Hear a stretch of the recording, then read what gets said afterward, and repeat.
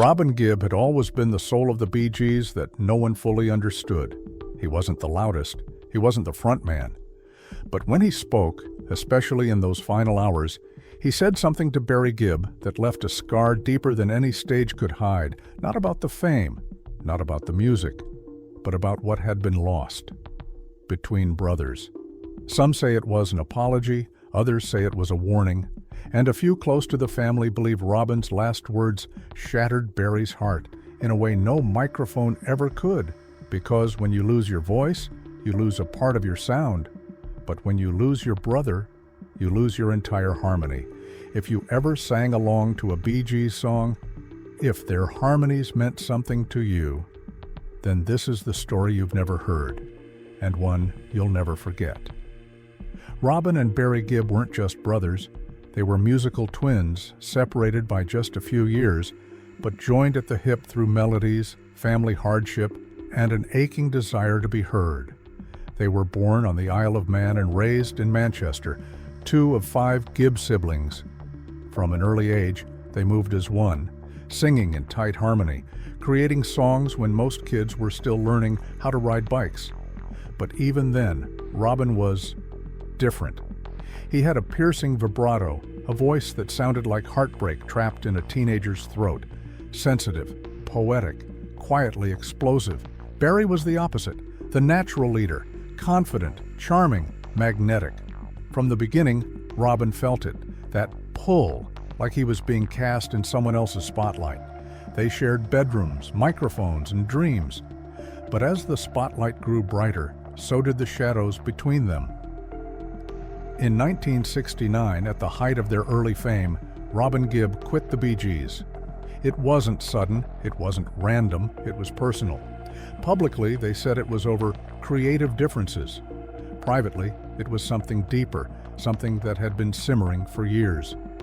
Robin believed Barry was trying to take control of the group, of their sound, their direction, their very identity. He was tired of feeling like the ghost in the room, the harmony under the melody. When their song, 1st of May, was released, it was Barry who took lead vocals. You and me, I watched the apples fall. Robin thought his own voice had been cut.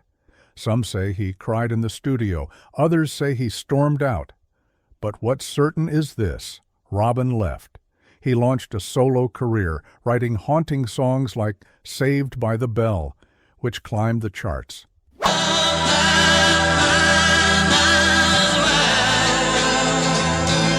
For a moment, he tasted independence. For a moment, Barry carried on like nothing had happened. But behind closed doors, Barry was devastated. He never admitted it then, but years later, he would call it one of the most painful times of his life. Because you can lose a bandmate. But losing your brother? That's something else. By 1971, the rift had started to heal. Their mother had intervened. The record label had pushed. And both Barry and Robin knew they were stronger together than apart. They reunited. The Bee Gees were whole again, at least on paper. But reunions don't erase resentment. They only push it further down. As disco began to rise, so did Barry's falsetto, sharp, soaring, electrifying. And suddenly the Bee Gees weren't just a band. They were the voice of the 70s. Songs like Stayin' Alive, Staying alive, feel the city breaking and everybody shaking and staying alive, staying alive. Night Fever,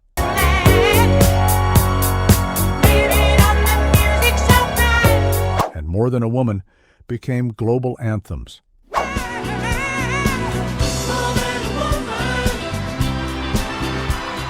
But behind the glitz and Grammy Awards, Robin struggled. He sang, he co-wrote, he smiled.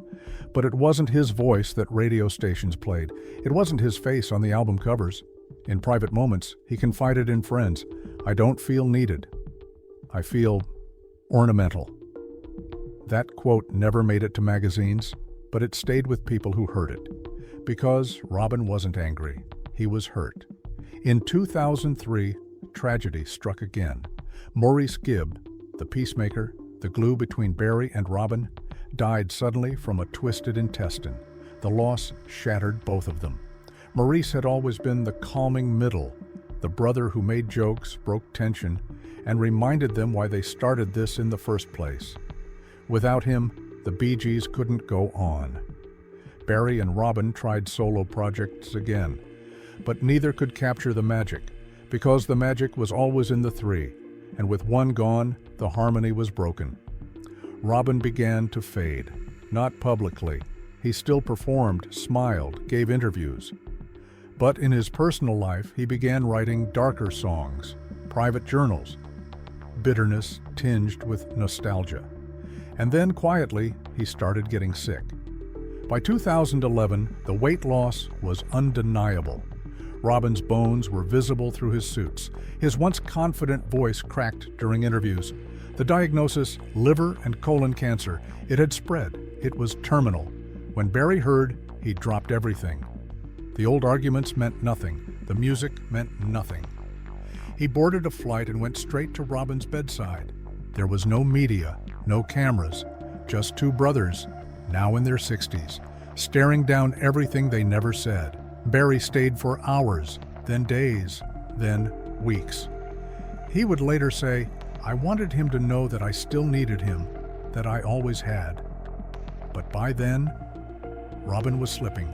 The last time Robin Gibb opened his eyes, it was Barry sitting beside him. There were no nurses in the room, no family members, just the two voices that had once moved millions. Robin reached out and grabbed Barry's hand. He didn't say much, but what he did say broke Barry forever. It was never about the music, Barry.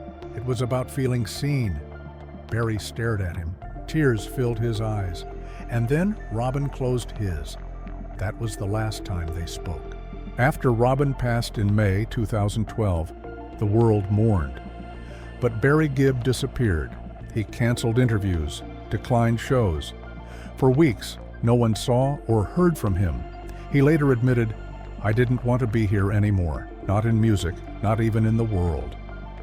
The pain of losing Robin wasn't just about death. It was about unfinished conversations, unspoken forgiveness, unrecorded songs. For the first time in his life, Barry Gibb faced the unbearable silence of not just losing a collaborator, but losing his twin flame in harmony. Months later, Barry was invited to perform a tribute to Robin. He said yes, reluctantly. That night, the stage was dark. One spotlight, one guitar, one man.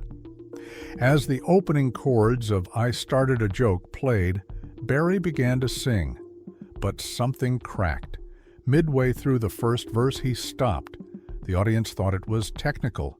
But then Barry stepped back, covered his face, and cried. "I'm sorry," he whispered.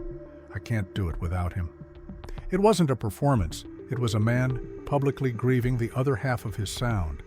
After Robin's death, fans wanted closure. But what they got instead were whispers. There were rumors of unreleased recordings, songs written in the final weeks, even talk of Robin having written a letter to Barry, one he never mailed. But the most haunting piece came from inside his home in Thame, England. Tucked in a folder of lyric drafts, someone found a sheet titled "Shadow Brother." At the bottom, a single line written in Robin's unmistakable scrawl. "For the brother who always heard me sing, but never really listened." Some say it was metaphor. Others think it was directed at Barry.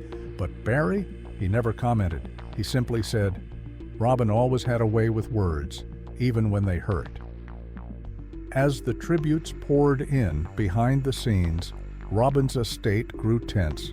His widow, Dwina, managed his archive, but disagreements arose over music rights, unreleased tracks, and documentary approvals.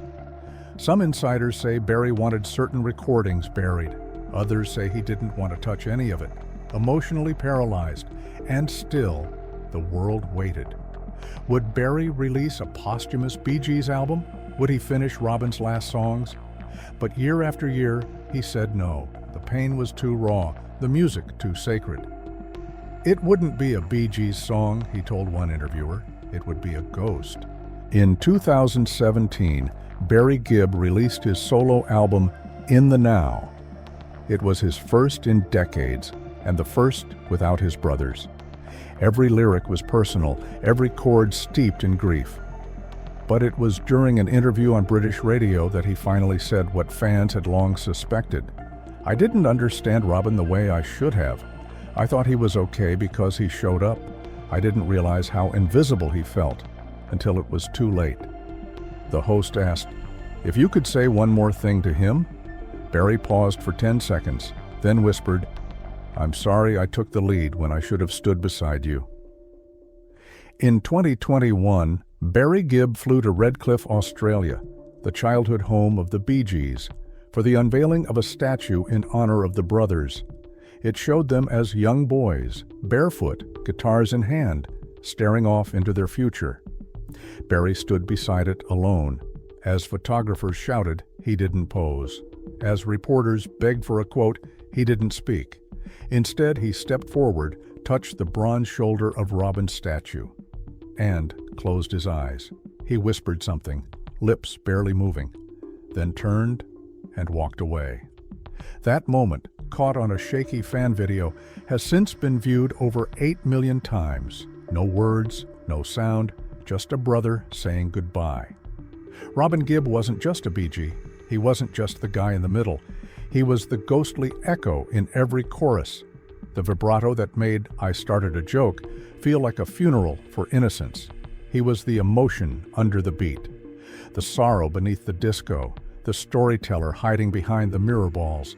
And when he died, something in Barry's voice changed. He still performs, still writes, still stands beneath the lights. But ask any fan, Barry Gibb doesn't sing with power anymore. He sings with memory, because when Robin faded, so did the frequency that made the Bee Gees unforgettable, not commercially, not musically, but emotionally. Every band has conflict, every family has friction, but the Bee Gees were something rarer. They were blood, harmonized into history. Barry, Maurice, and Robin, 3 voices, 1 sound, until only 1 voice was left. Robin's final words weren't just goodbye, they were a mirror, forcing Barry to look back on decades of triumph, pain, control, silence, and music. And maybe that's the truth buried beneath every Bee Gees song. You can harmonize all you want, but sometimes you still miss the message. Robin Gibb wanted to be seen, he wanted to be heard, and in the end, he was, just not in time.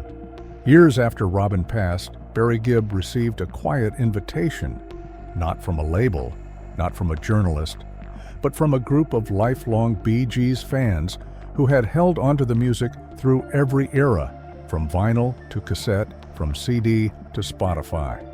They were hosting a private tribute, not in a stadium, not on a TV special, but in a small community hall just outside of Brisbane, Australia. They called it the Harmony Room, a gathering place filled with candles, handwritten letters, photos, and a single acoustic guitar resting in the center. When Barry arrived, he didn't speak much. He simply walked the perimeter, looking at the pictures, the fans holding worn-out tour shirts, the flickering tea lights placed beside lyrics he had written decades ago. Then someone handed him the guitar, and without a word, he sat. The room fell silent. He strummed the opening chords of "To Love Somebody," a song written when they were barely adults, a song that had traveled across generations, continents, and heartbreaks. His voice cracked on the first line, then he stopped. Not because he forgot the words, but because the memory overwhelmed him. Barry looked up and stared into the dimly lit room. You could hear the weight in his breath, heavy, uneven, fragile. Robin loved this one, but he'd never admit it, Barry finally said. He'd just hum it to himself when he was nervous, always off-key, but always loud enough so I'd know he was there. He smiled, a small, sad smile. Then he looked down at the guitar in his hands. "I don't think I can sing it anymore, not because it's too high, but because it's too close."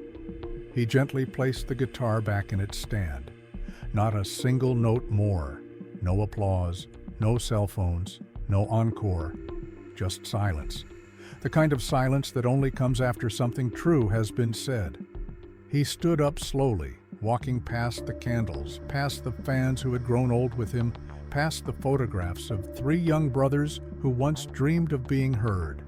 And just before he reached the door, he paused. One fan asked, barely above a whisper, "Do you think he hears you?" Barry didn't turn around. He just said, "I think he always did. I just wasn't listening." And with that, the door closed behind him. The final harmony, the note that never needed to be sung.